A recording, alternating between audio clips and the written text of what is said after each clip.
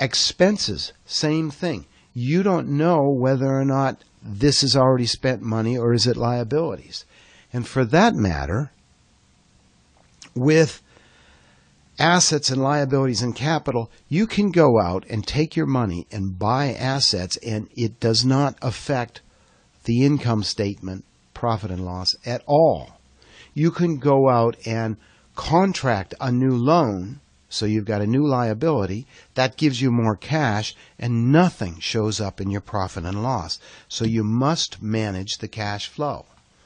Let me just demonstrate here how important this is and how much impact it can have on your business with a simple cash flow example of a company that has starting cash and sales defined, and it's 7% profitability on sales, and they're making a certain amount of sales.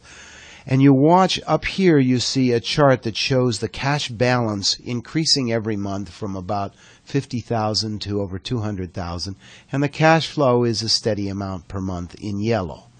If I just change one thing here, which is just simply down here, my estimate of how long I'm waiting to receive my money, I moved it from 60 days to 120 days on average.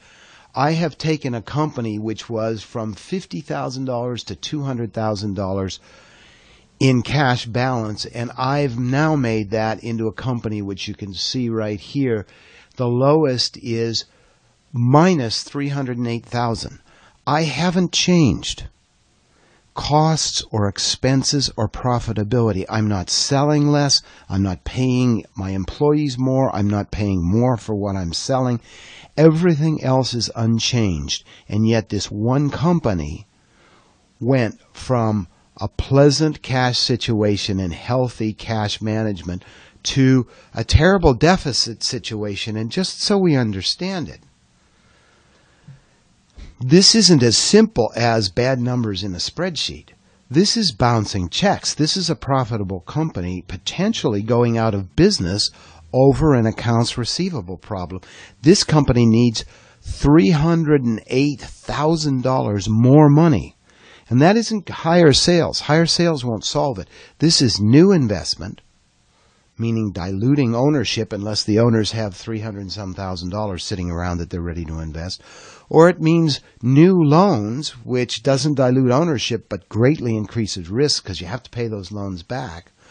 This is not a trivial problem. This is cash flow. This is why we try to project profit and loss and balance sheet and cash flow, because the solution to this problem begins with knowing why it happens and being able to predict when it happens, and frequently it's about growth. In this case, we did that by just changing the collection days.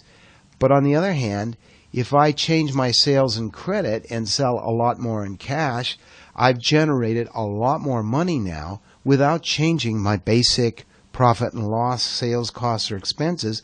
I'm simply getting money sooner from my customers. And if I go down to all cash, remember we had $50,000 the first month and it went gradually up to $200,000. Now we're going up to $690,000 almost, simply by manipulating whether or not we get our money on time in cash or not. And let's go back and show some other startling things about cash flow.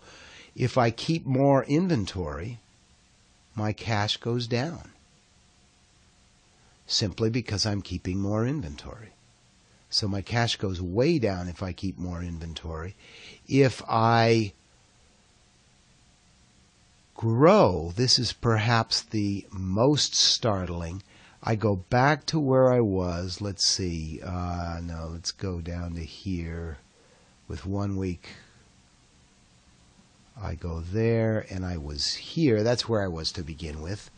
Now I'm back to the 50,000 to 200,000 balance, and I simply grow faster. Instead of growing at 2% per month, when I grow at 12% per month, I'm turning what was a positive balance into a negative balance. And if I grow at 27%. Now that's extremely high growth, and we would all like it, and this would make this company a great investment because it's growing so much. But look at what happens to its cash. Its cash goes down to the point where it's more than $1 million in deficit. This company goes broke unless it's getting a lot of investment and planning very carefully, simply because of the results of growth. It's that simple.